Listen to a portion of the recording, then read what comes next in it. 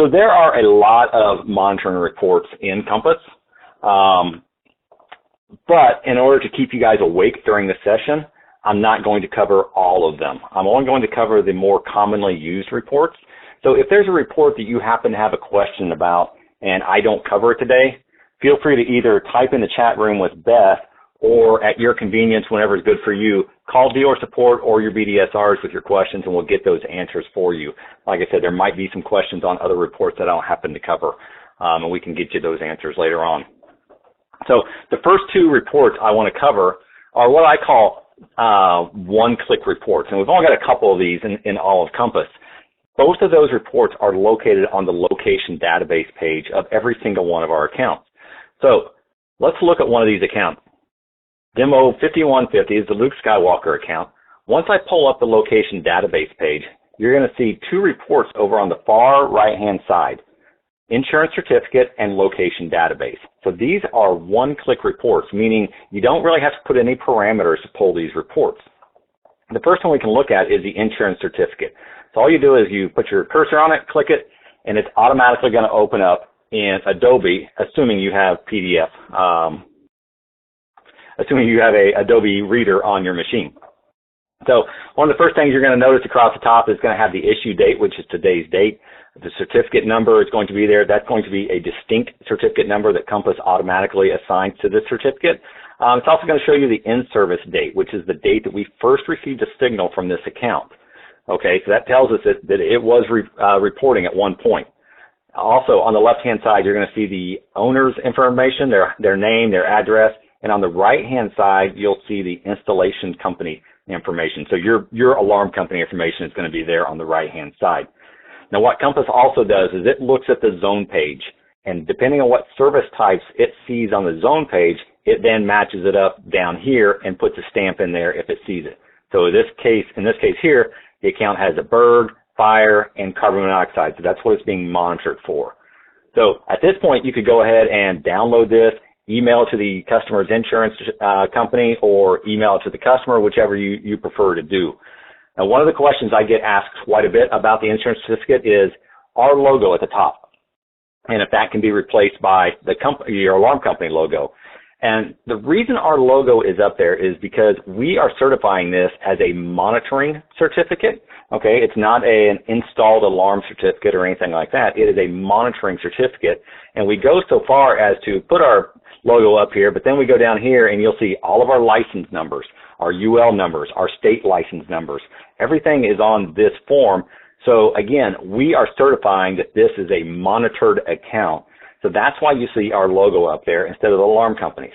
Now, with that said, if you happen to have a program on your computer like Adobe Acrobat, not Reader, but Acrobat, that allows you to edit PDF documents, then you could download this to your computer and then add your logo up there. We would prefer you to add it and then keep ours on there, so both of them are on there, again, just for the sake of this being a monitoring certificate. So that's your alarm certificate that you can easily print out. So that was pretty easy to do, right? You click on the link, you open it up, and then you download it or you print it with your icons from Adobe. So the second one-click report that we can look at is called the location database report. It's right next to the insurance certificate. And basically, you've got two different location database reports I'll touch on. The first one is the active system. And again, I simply click on that and it's going to open up.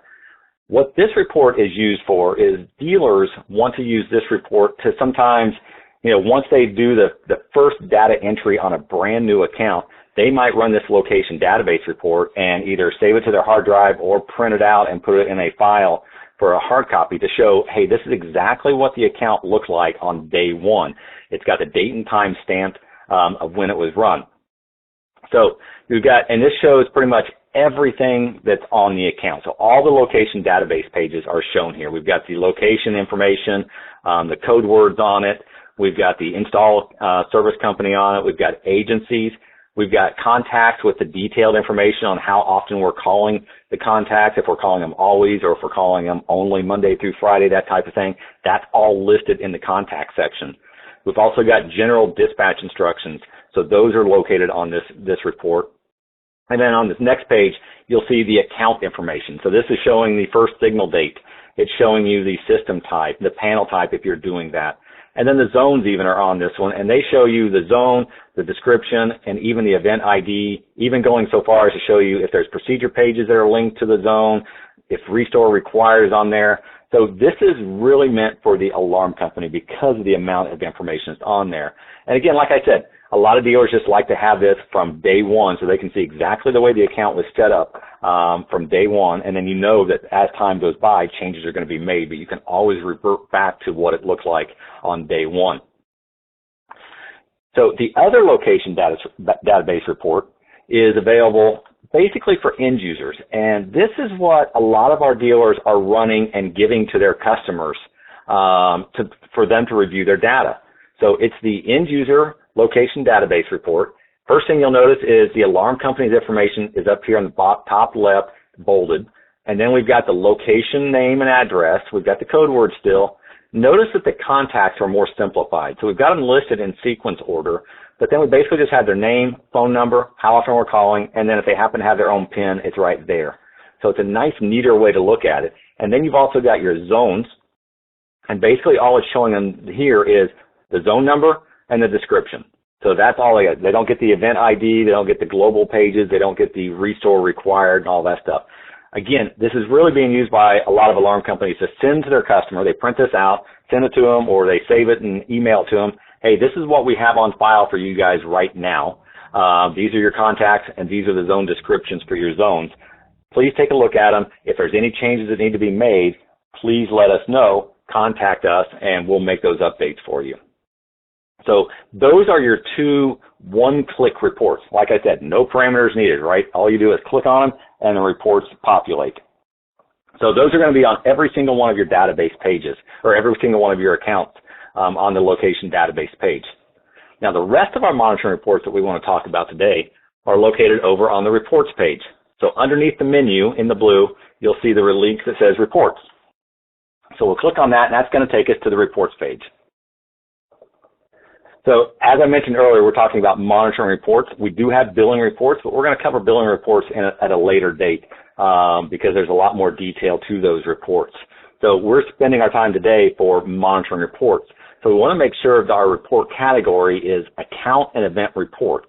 And if I'm a dealer that doesn't have access to the billing reports, this is automatically going to populate, so I don't have to do anything with it. But what I want to do is go over to the report type and click the drop-down arrow, and I want to look at the reports that I have. Now, we've got 10 different monitoring reports listed here, and like I said, I don't want to go over every single one of those because I want you guys to stay awake. It's not nap time until 4 p.m. So what we're going to do is we're going to start at the top. So account summary report. This is basically just a simple one-line account summary of all of your accounts. So select the account summary. We'll click the open report, and now our parameter section opens at the bottom of the page. So I've got the choice of looking at all my accounts, or I should say active accounts, my canceled accounts, or both. It defaults to active accounts, as you see, because that's most of the time what people want to see. They don't want to include their canceled accounts. So it's real simple. You'll notice up here my report parameters are print for and location range. And almost all of these reports that I'm going to show you, you're going to be able to leave those defaulted because you want all of your accounts to be included in the report. Now, there's going to be some times, and I'm going to show you on a couple different reports, where we're going to use these radio buttons and use these fields here where we run a report just for a single account. But for a majority of the time, when I'm running a report on any of these monitoring reports, I want it to include all of my accounts. So if I'm wanting it to include all of my accounts, I leave this defaulted to location, and I leave all locations defaulted checked. Okay? And for this report, we're going to do active only. I don't want to see my canceled reports or canceled accounts. So simple, right? I click on open report. I leave everything defaulted. I click the blue run report, and Compass is going to generate that report. So it's going to show you basically a snapshot, well, I like to call this. It's going to show you the account number. It's going to show you the account name, the address, the city, state, phone 1 and phone 2. And if there happens to be a corporate account number assigned to this account, it will also be in that column. So that's not a lot of information. That's just a one click. But what I now have the ability to do is, I've talked about this in the past, is my icon to export. So now I can export this report to either PDF or Excel. And let me just go ahead and highly suggest you want to use Excel on here, because when I open it up in Excel, it's going to export it and then open, and you're going to see real quickly that I have access to a lot more. I have access to a lot more accounts if my report opens. We'll try that one more time. There we go. It did open. I didn't notice it down at the bottom. So you'll notice now I've got a lot more columns on my report. Now I can do some filtering. I can do sorting, but I've got the location information. I can scroll across. I've got code words for every one of my accounts. I've got the account numbers. I've got system types, the panel types if we're tracking that. Now I can easily see all of my accounts that have ATI timer tests set up on them. I can see the activation date. And if I'm a dealer that uses the installation date, which you can see that I'm not, but if you're using the install date field on there, it'll be there. Cancel date column is also there. Obviously, that's going to be blank for this report because I wanted to see only my active accounts. And then the final one is unit ID, and that's basically used for like radio serial numbers and that type of thing. So if we're putting that information in, or you guys are putting that information in on the system page, that will also be listed here.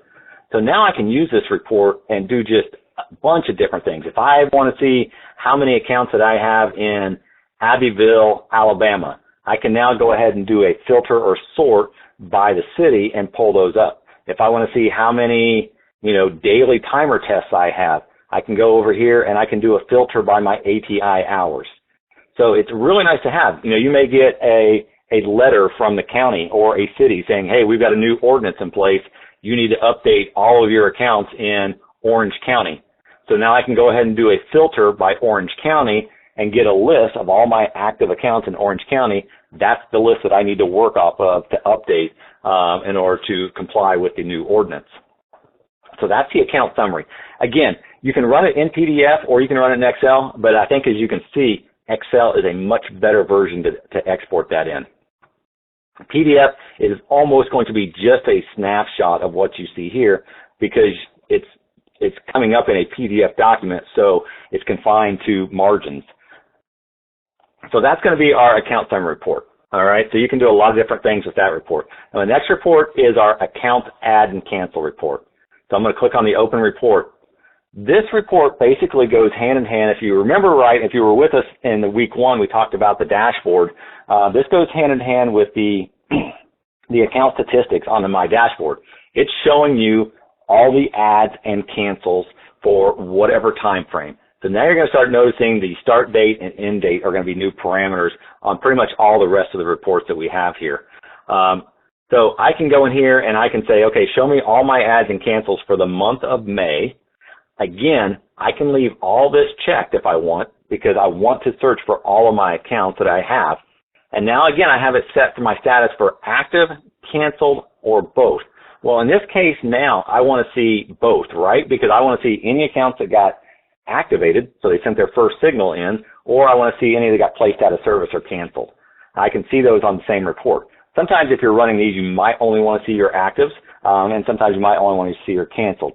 In this case here, I want to go ahead and run my report to see both, and you can see here real quickly, I got my cancel date of May 5th, 10:17 a.m. We canceled this account. There's my CS number. There's the name on the account.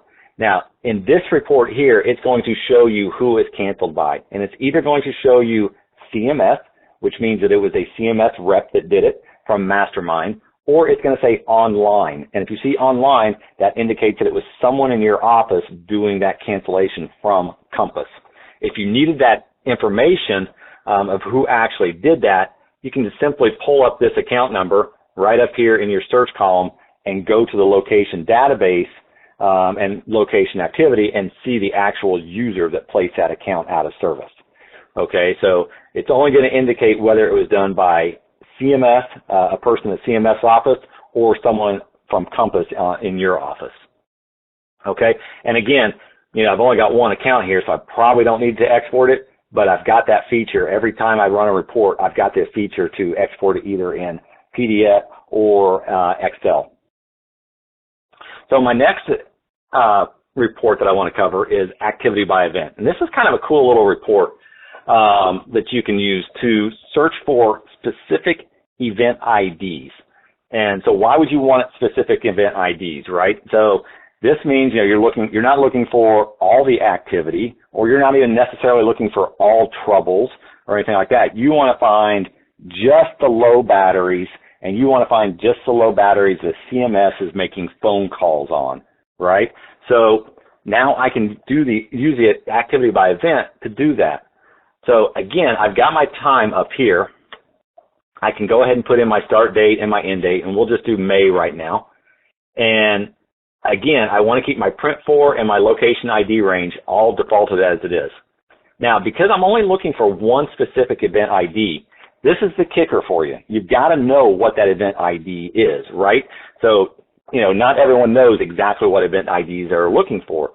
So just to let you know, if you go to the newsroom underneath the menu, I'm going to go ahead and click on it right now to show you.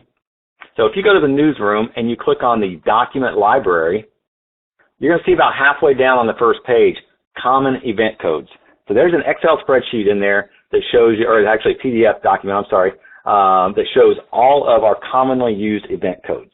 Now, if you happen to pull that up and you save it and you look at it and you still can't find what you're looking for, you can contact dealer support, and we can give you some of the other event codes that aren't commonly used but you might want to use. Another way to do that, just real quick, is to go to my dashboard. And if you were with me 3 weeks ago, you'll know I talked about troubles and stuff like that on my dashboard. I can go to my dashboard and click on the repeat activity, and I can look at the troubles on zones. And if I go to see details,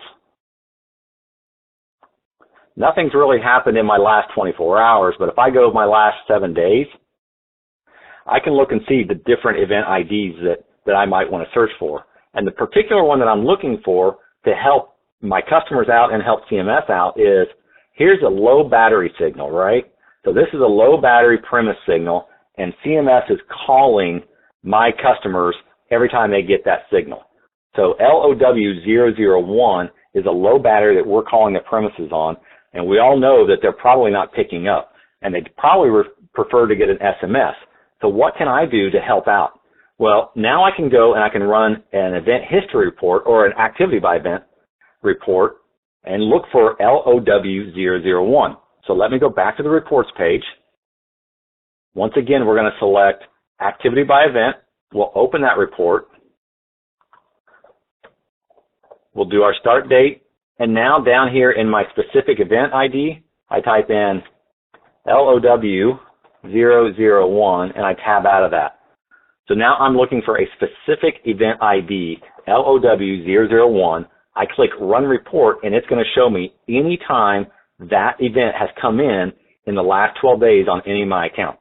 And you can see here it populated. I've got 6 times LOW001 has come in on 4 different accounts. So here's my list that I give to my customer service rep or my service department and say, here, work this list. We want to get these guys on SMS notifications.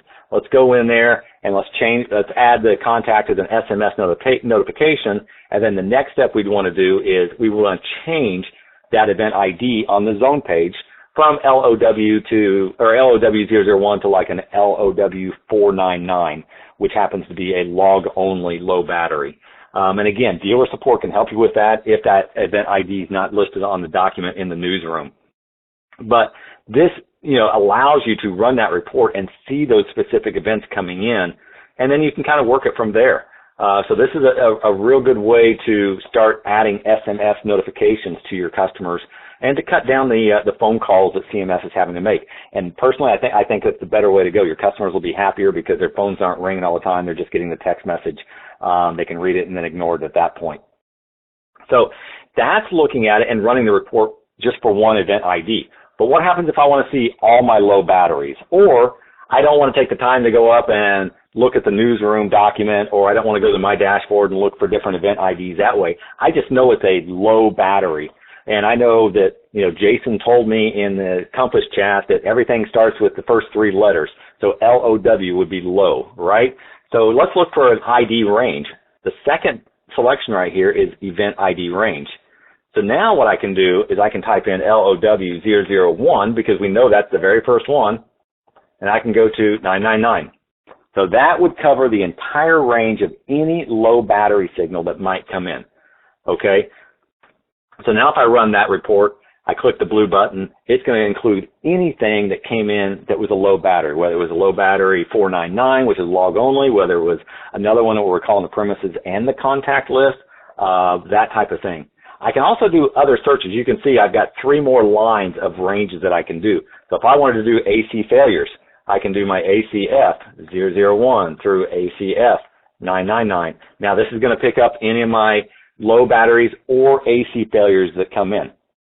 Okay, so you can see you can be really flexible with the event ID once you, or the activity by event. Once you know the event IDs that you're looking for, or even if you don't in this scenario, you can find those accounts and you know, hopefully fix them or make your customers happy by updating them to SMS.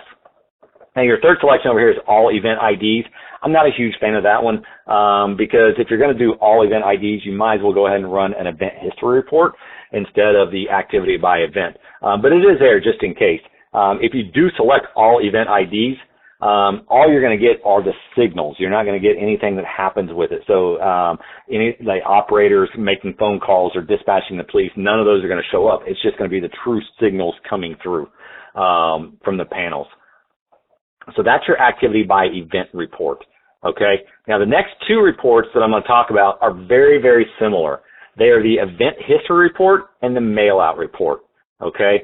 There's really one big difference, and that is the event history report is really designed for a dealer to get. It's almost like the one-click report for the location database. We have one that's good for the dealer, and then we have one that's better for the end user. And the event history report is more designed for the dealer to use. And the reason being is it's just got more information on it. Stuff's like crammed in together a little bit more on the spacing, so you can get more information per page. And it's just got, like I said, more information than what a lot of customers will want to see.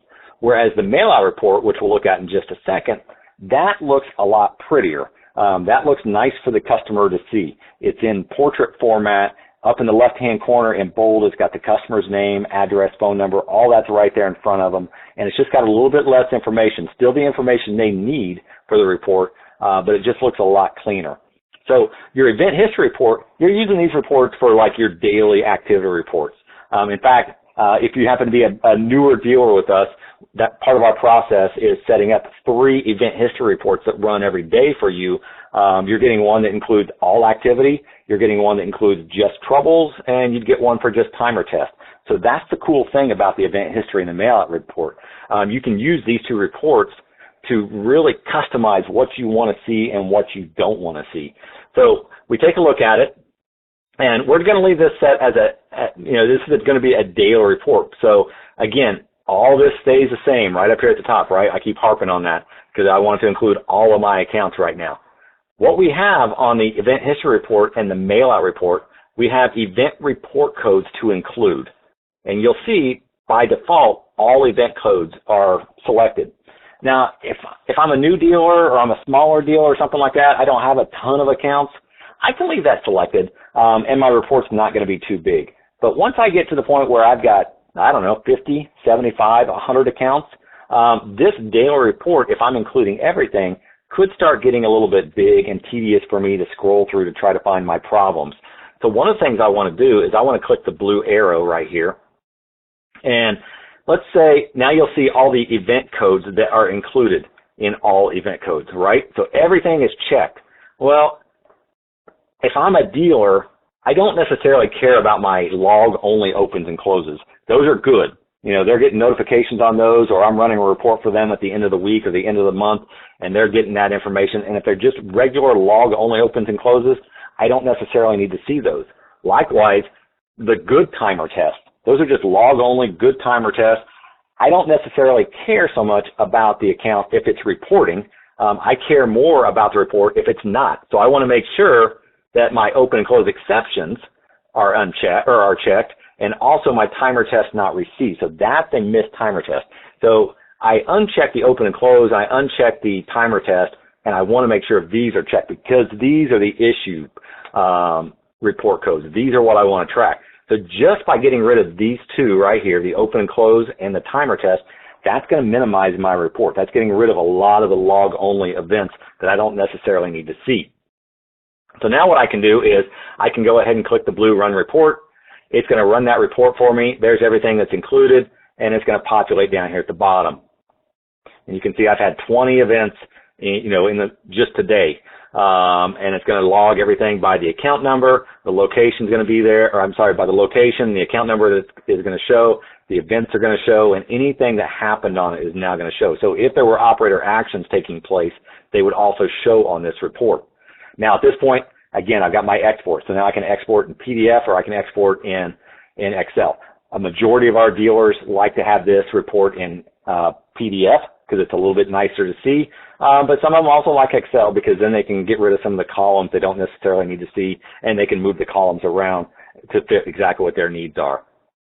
So that's including everything. So that's just a daily activity report that includes everything, right? Let's see what we want to do. Let's say we want to send to our service manager all of our troubles. So how would that work? What we can do is, again, event report codes to include. At this point, I want to uncheck everything, right? I'm only going to send him what I think are troubles. So in my world, this is Jason's world. You guys might not agree with all the events that I think are troubles, so you can change it however you need to. But in my world, I'm thinking critical environment, fire trouble, low battery, temperature trouble, supervisories even, and AC failures. I want to go ahead and select all of those. In my eyes, those are troubles that are coming in, or troubles with accounts. So I go ahead and I select all those. Any report that I set up for someone that they ask for a trouble, those are the ones that I include. Now I can go ahead and click Run Report, and it's going to generate. Nothing came in. I've got good accounts apparently. So if anything had come in, I can go ahead and export that in whatever format that I want to, and then go ahead and send that to my technician or my service managers for them to handle. So you can kind of see what you can do with the event history report and how you can customize it, get rid of the stuff you don't want to see, that type of thing. So we'll jump to the mail report. How's the mail out report different? Well, like I said, it's really built more for the customer to see. So you've still got the report parameters all up here at the top, and you've got, you've got your report codes, all events to include. But really, this is set up so I've got a customer that's doing log-only opens and closes, and they want to get a report of all their opens and closes. So what can I do? Well, I can go ahead and I can say they want to see everything that happened in the month of April, right? So I go back to April 1st, and I go back to April 30th. So I've got my start date and my end date. Now, this is where we use this information right here. I know what the customer's account number is, so I'm going to select CS number. And then I'm going to uncheck the box because I don't want to run a report for all of my accounts. I want to run a report just for one specific account. So I go ahead and type in my account number.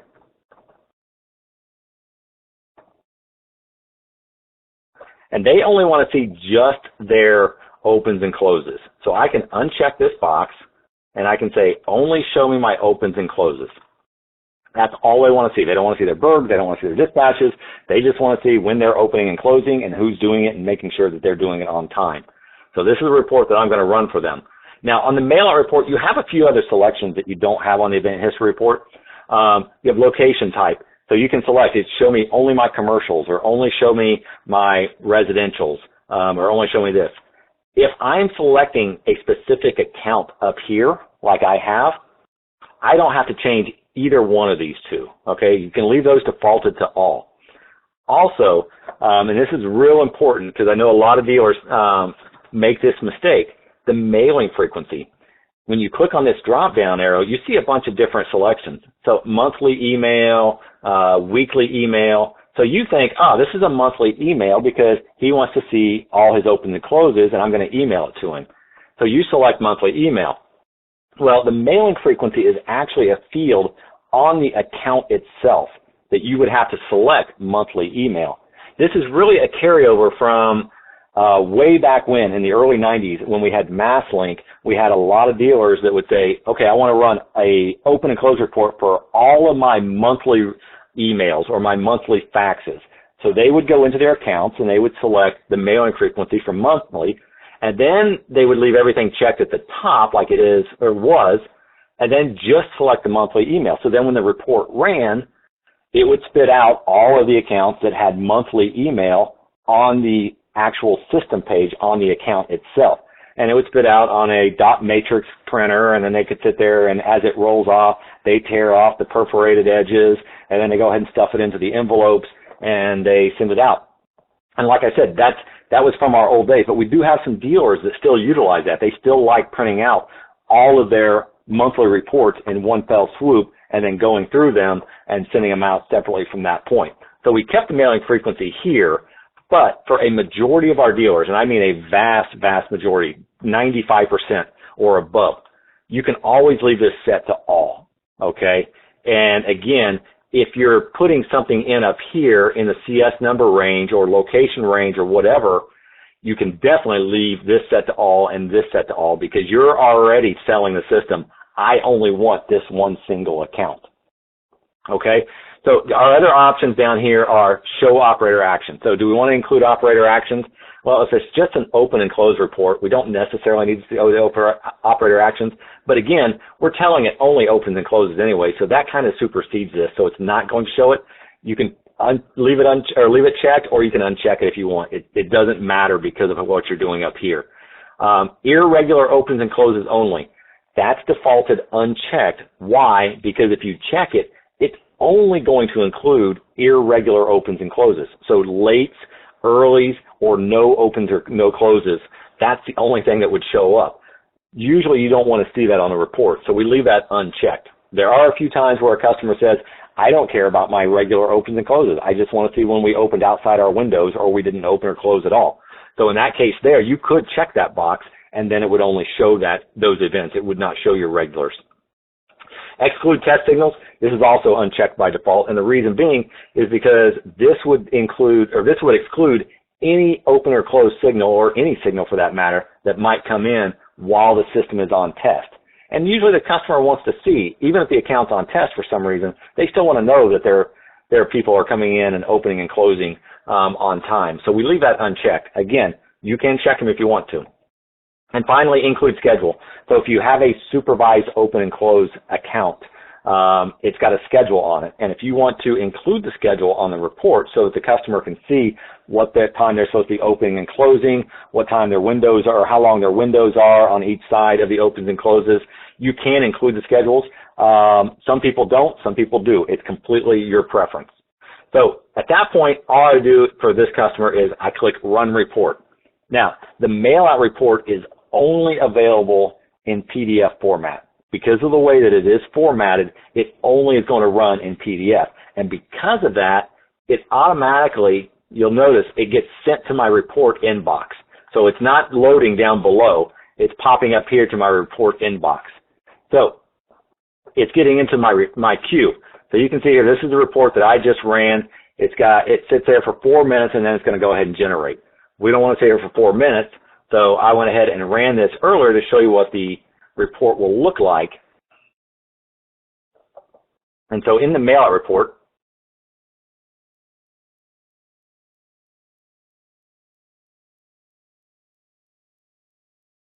maybe it'll open. There we go.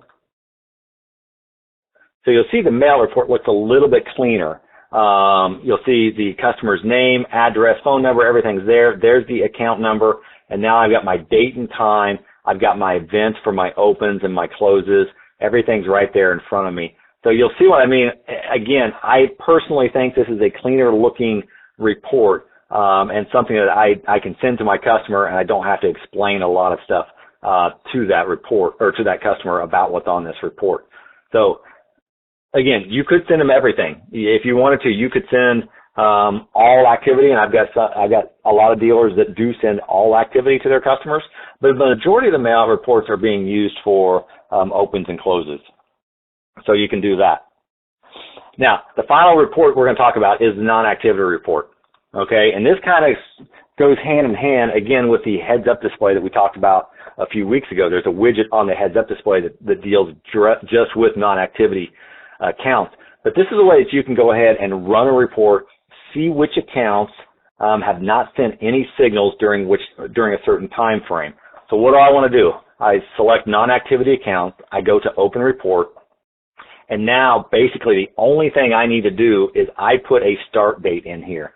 And when I put a start date in here, it's going to say, show me any account that I have access to, active account, that has not sent a signal since this time frame.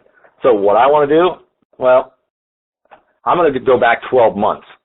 So I select a start date of 5/12/2019.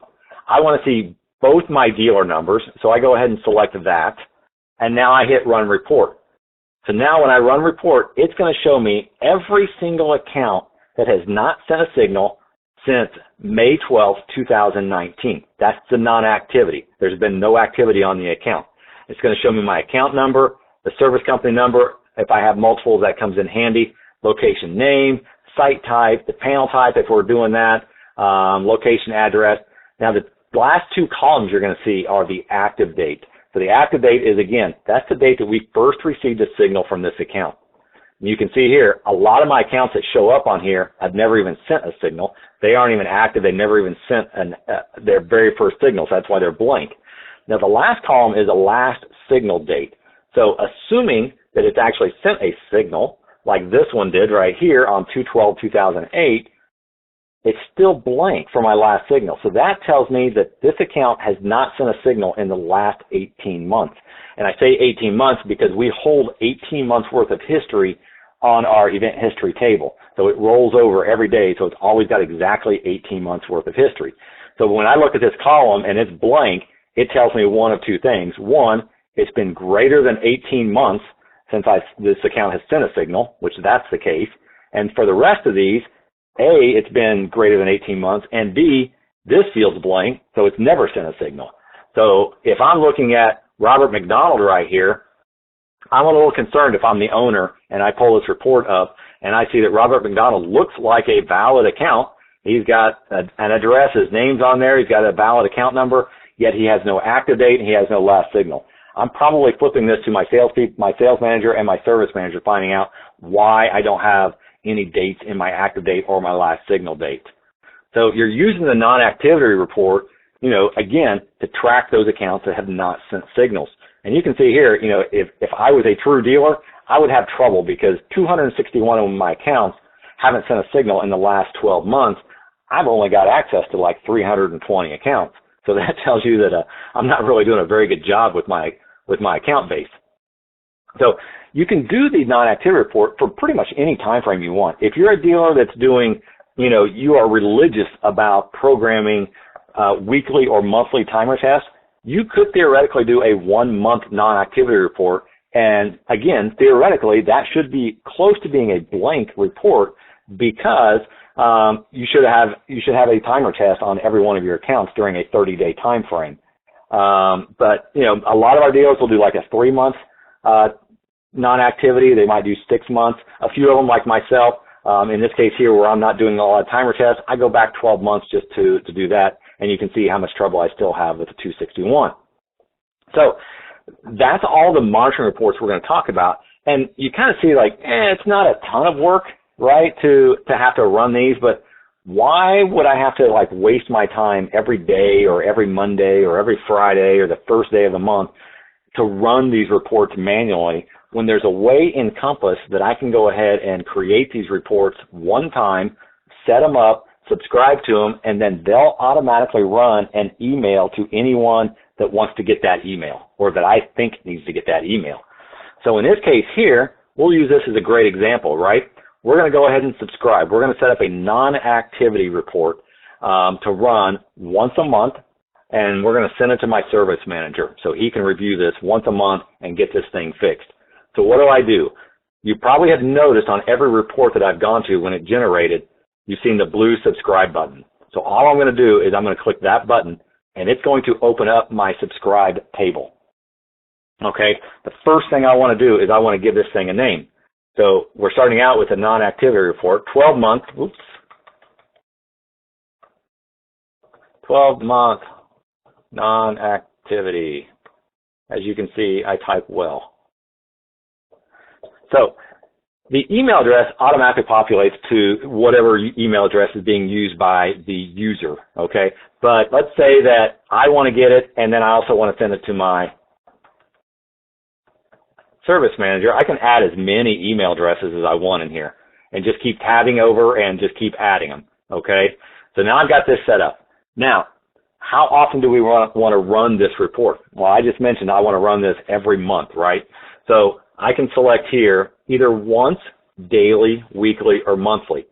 Once is used very rarely because, quite frankly, if you're going to set up a subscription to run once, you might as well just run a manual report and then email that to the person you're wanting to email to.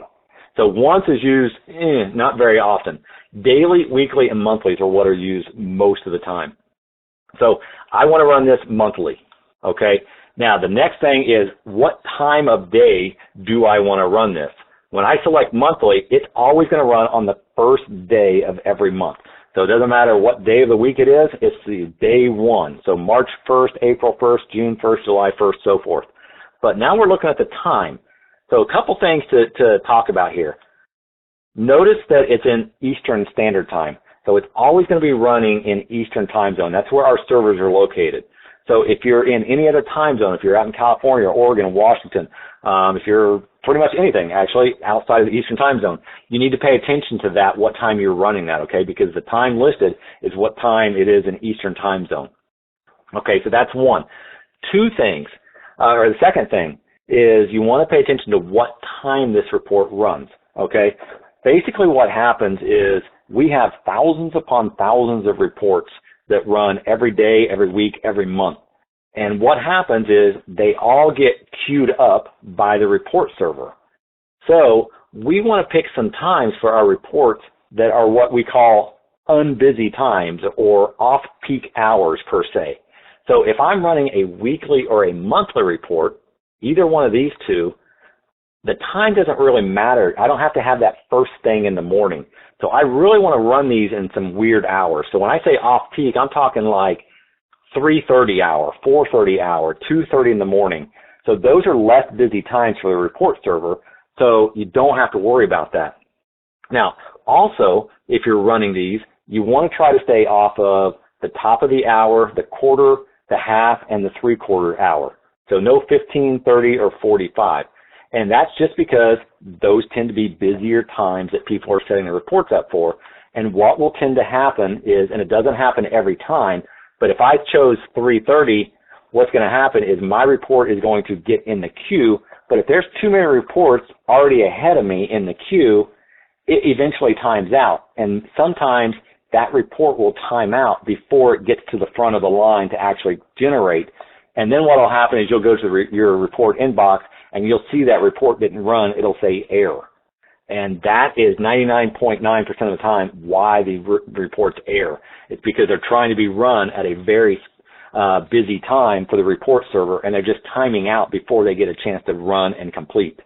So what I always suggest is when you're running reports or setting up subscriptions, do some off-peak hours and do stuff like, instead of 3:30 on the half hour, do 3:33 or 3:34, okay, 3:37, 4:47. So just pick weird times. It gets a little bit trickier, and we'll cover that in just a second on the dailies, because you do probably want to get those closer to the time that the office is starting to open, but I'll show you a couple of hints on those as well. But your monthlies and weeklies, you'll be really happier with the results if you're using the weird off-peak hours of anywhere between 1:30 in the morning all the way up until 5:30 or 6 o'clock in the morning, just staying off of the top of the hour, 15s and 30s and the 45s. Okay, and we can help you with those. If you come back to me and you go, oh man, I've got 100 reports already set up, and every one of them is set to run at 6 a.m. right on the dot. We can help you with those. We're willing to help you out with those and get those, change the run times and stuff like that, because a lot of times they're probably airing out and not getting to your customers or getting to your people. So we can definitely help you out with those if we need to. So contact us in that case. So the rest of my subscription, right? This one's pretty easy because it is a monthly. So I can choose whether I want it in PDF or Excel. Since this is a non-activity report, I like to get this one in Excel because then I can go ahead and manipulate that report. I can hide columns, I can sort it, I can filter it, whatever, get rid of some of the accounts that I know will never ever send a signal, that type of thing. I can always do that with Excel where I can't do it with PDF. And then we look at it and we go, okay, what is my start date period? Well, this is a 12-month period. This is going to run on June 1st, right? So obviously I want this to go back to June 2019, I should say. So I go back to June 2019, I select the first, 12 a.m., that's good. So now it's a true 12-month report, all right? I hit save. Now this report is going to go to my report inbox, and you're going to see a tab at the top right here for your subscriptions. I can click on that, and now it shows me there's the report that I just created. It's a non-activity report. I named it 12-month non-activity report. It's going to 2 different email addresses at this time. It's going to run on a month at 3:30 a.m., first day, and it's an Excel. Okay? Now, if there comes a time where I need to make an edit to this, I can click the pencil out here to the side, and I can say, okay, this needs to be a 6-month report. 12 months is not good. So we just change it to 6. We change our start date. And let's say that this guy is not here anymore, so I can remove him. I just click the X. That wipes him out. I've updated the name. I've updated the start date for this report. I updated my email. And now I just go ahead and hit save. So that's how I can edit my existing subscriptions. And the subscription tab is going to show you everything that you've got set up under your username. Okay? So let's go back to run a report. So that's monthly and weekly. So I was talking about doing that. What we can also do is, let's say, we're talking about using the event history report for my daily reports, that type of thing. So I can do event history report, and this is only going to be for my troubles. So we're going to go down here, critical fire, low battery, temperature, trouble. We're going to run that report, and then we're going to subscribe to it. So exact same thing, right? All we do is learn how to type, daily trouble report. It's going to go to this person here. We're going to run this on a daily basis, right? So we want to get this out every single day to my service manager. Again, I've got my runtime right here. Now, you probably don't want to do this one like at 3:30 or 4:30 in the morning, because you want it closer to the time that your service manager is getting into the office. But you still want to adhere to staying off the top of the hour and the 15s, 45s, and 30s.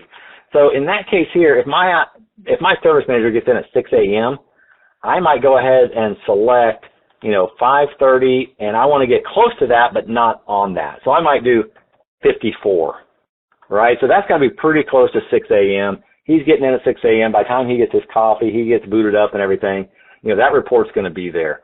So you want to get that, again, closer to the time that he's getting into the office, but you still want to stay off of those busy times. And those busy times are, like I said, 6 o'clock, 7 o'clock, 7:30, 6:30, that type of thing.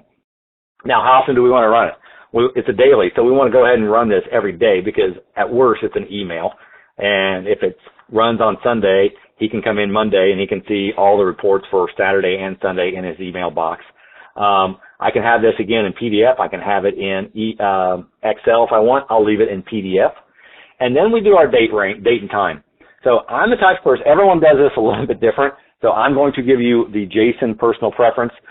Some people don't like doing this, but I'm one of those guys that if I'm running a true 24-hour report, this is a daily report, I want to see everything that happened on the last 24 hours. I want this to include the last 24 hours. I don't want to do like midnight from the day before to midnight today. That to me is not true 24 hours if it's running at 5:54 a.m. So if it's going to run on May 13th, I want to change my time to 5:54 a.m., right? So I click in here and I do 5:54, and now I go over here and I click my clock again.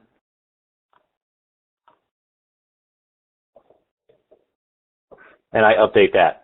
So now when this report runs on May 13th at 5:54 a.m., it's going to include everything that happened from today at 5:54 a.m., the 12th, until 5:54 a.m. on the 13th. So that, in my world, in my eyes, is a true daily report. Okay, so at that point, I'm going to go ahead and click Save, and I've got my daily trouble report. Now, I can go ahead and do the exact same thing using the event history report for missed timer tests. If I'm a large dealer, I probably don't want to include missed timer tests with my troubles because that may become a large report, and some things might get missed while we're scrolling through it. So I'm going to do a separate report for just missed timer tests. I'm going to do one for daily timer or troubles, and then I'm going to do one maybe for all dispatches or all events. So again, these are all reports that can be used and sitting in the email box of the people that need them. I said this earlier, they work hand in hand with a lot of the stuff on the dashboard. So these reports are good to have very first thing in the morning or first day of the month or day of the week. But, you know, they do work hand in hand with the events that are on the dashboard. So that pretty much covers all the reports that I want to talk about today.